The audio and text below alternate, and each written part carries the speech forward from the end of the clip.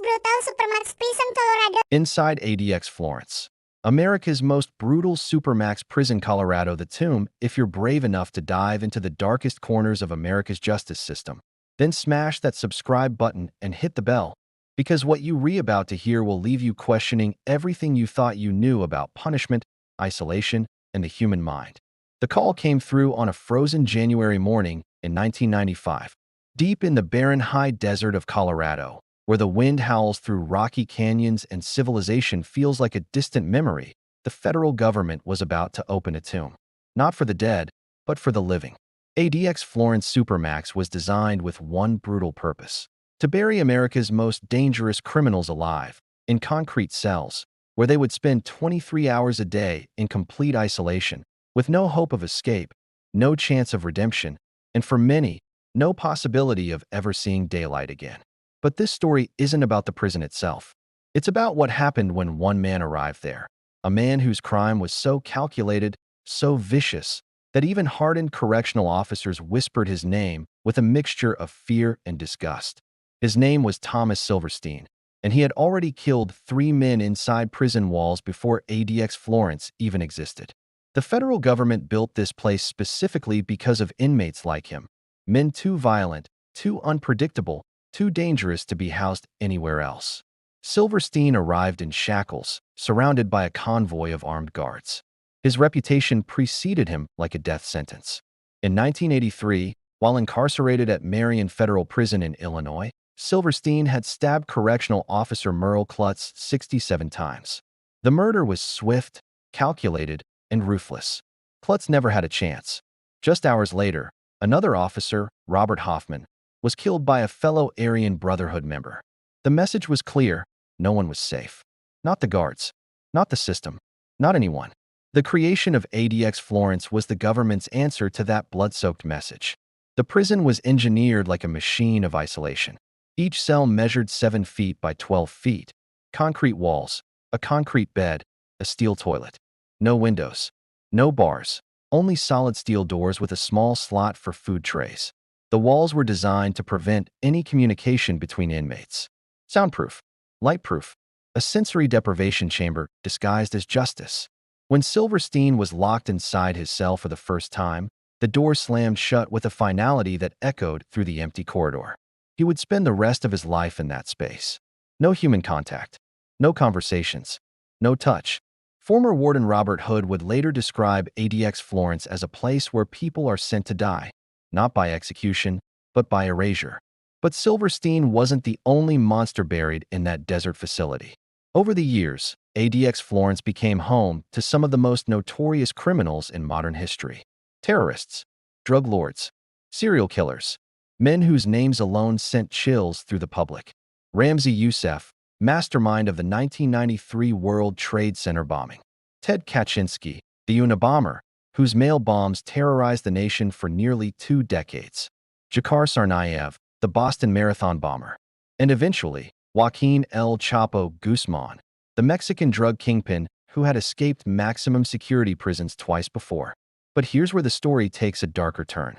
Because in 2005, something happened inside ADX Florence that the Bureau of Prisons tried desperately to keep quiet. A prisoner began screaming in the middle of the night, not in rage, but in terror. Guards found him naked in his cell, covered in his own blood, having clawed deep gashes into his arms and face. He kept repeating the same phrase over and over: "The walls are eating me. The walls are eating me." Mental health experts would later describe the phenomenon as SHU syndrome, a psychological breakdown caused by extreme isolation, hallucinations, paranoia, self-mutilation, suicide attempts. But the Bureau of Prisons dismissed these warnings. They insisted the system was working. The inmates were contained. The public was safe. Then, in 2012, a class action lawsuit was filed. Former inmates and advocacy groups alleged that ADX Florence wasn't just punishing criminals, it was destroying human minds. The evidence was damning. Medical records showed dozens of suicide attempts. Video footage revealed inmates smearing feces on walls, talking to themselves, breaking their own fingers just to feel something, anything, other than the crushing void of isolation. But when investigators finally gained access to the prison's restricted medical wing, What they found in the sealed psychiatric reports was far worse than anyone had imagined. The breaking point: the psychiatric reports were never meant to see daylight. Buried in confidential files, marked with red stamps of restricted access, they revealed a pattern that even the most hardened prison officials couldn't ignore. Between 2007 and 2011, 23 inmates at ADX Florence had attempted suicide. 14 had succeeded. But the numbers only told part of the story. It was the methods that revealed the true horror of what isolation does to the human psyche. One inmate had fashioned a noose from threads pulled from his prison uniform, a process that took him 6 months of meticulous unraveling. Another had repeatedly smashed his head against the concrete wall of his cell until his skull fractured. The guards found him unconscious in a pool of blood, still breathing, barely. A third had swallowed a razor blade he'd somehow obtained, choosing a slow, agonizing internal death over another day in the tomb. These weren't criminals seeking attention. These were men being systematically destroyed by the very system designed to contain them. Dr. Sarah Castellano was the forensic psychologist who first blew the whistle. In 2010, she was contracted by the Bureau of Prisons to conduct routine mental health evaluations. What she discovered made her question everything she thought she knew about punishment and justice. During her interviews, she sat across from men who could no longer form coherent sentences. Men who flinched at the sound of her voice after years without human conversation. Men who had forgotten what their own families looked like because photographs weren't allowed in the cells. One interview haunted her forever. His name was Jack Powers, a former member of a violent prison gang who had been transferred to ADX Florence in 1999. By the time Dr. Castellano sat across from him in 2010, Powers had spent 11 years in complete isolation. He spoke in fragments, his eyes distant and unfocused, staring at something beyond the concrete walls. "I can't remember colors anymore," he told her, his voice barely a whisper. "Everything is gray. Even my dreams are gray. I think I'm already dead. I just haven't stopped breathing yet." Dr. Castellano documented everything. She compiled case studies, medical records, interview transcripts. She presented her findings to Bureau of Prisons officials in a classified briefing, expecting immediate action.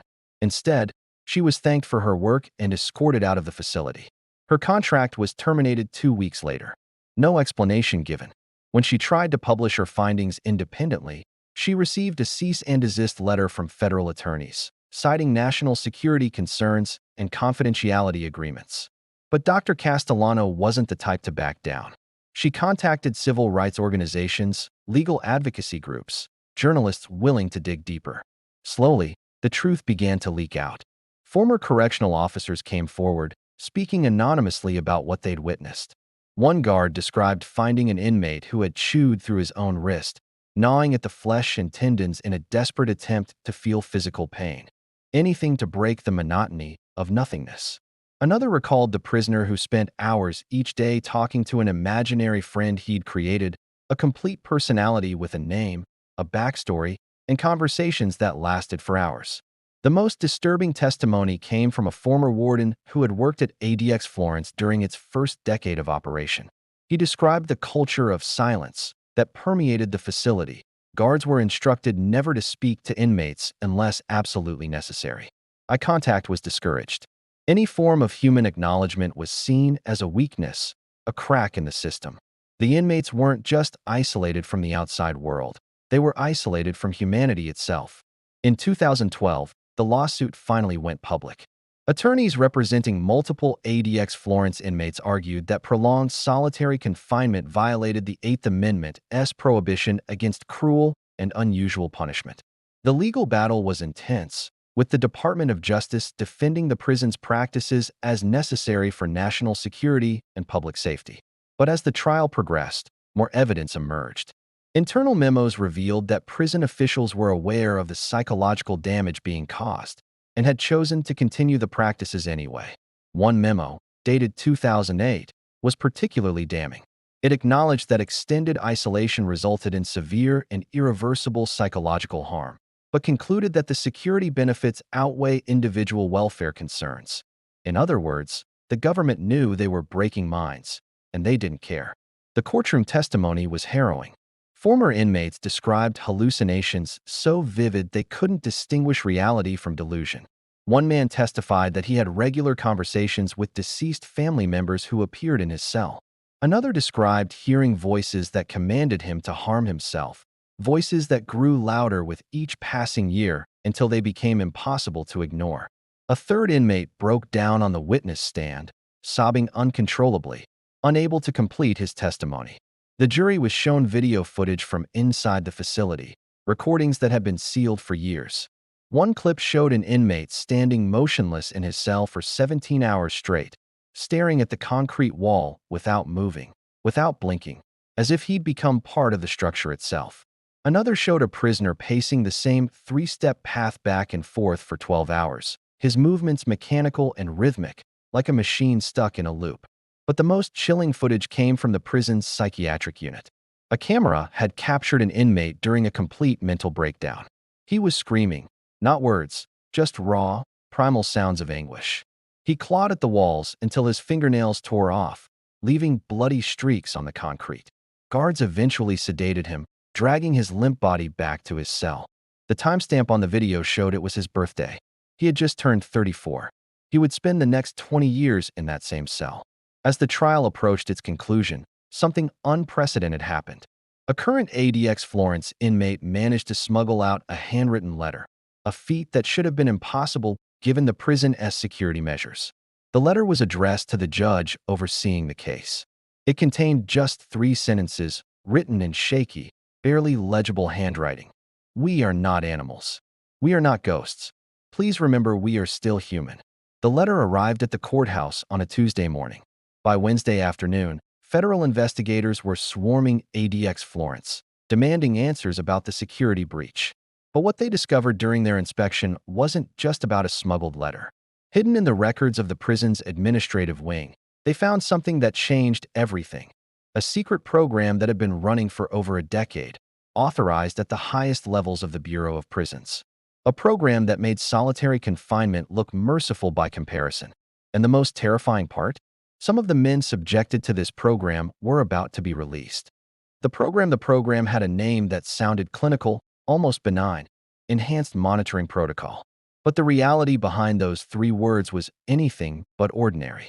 Deep within ADX Florence's classified records, investigators discovered documentation of a psychological experiment that had been conducted on select inmates since 2001, just 6 years after the prison opened. The subjects weren't chosen randomly. They were handpicked based on specific criteria: high intelligence, strong willpower, and a history of resisting traditional punishment methods. In other words, the inmates who refused to break. The Enhanced Monitoring Protocol was designed to accelerate psychological deterioration. While standard ADX inmates spent 23 hours a day in isolation, EMP subjects were placed in specially modified cells where every aspect of their environment was controlled and manipulated.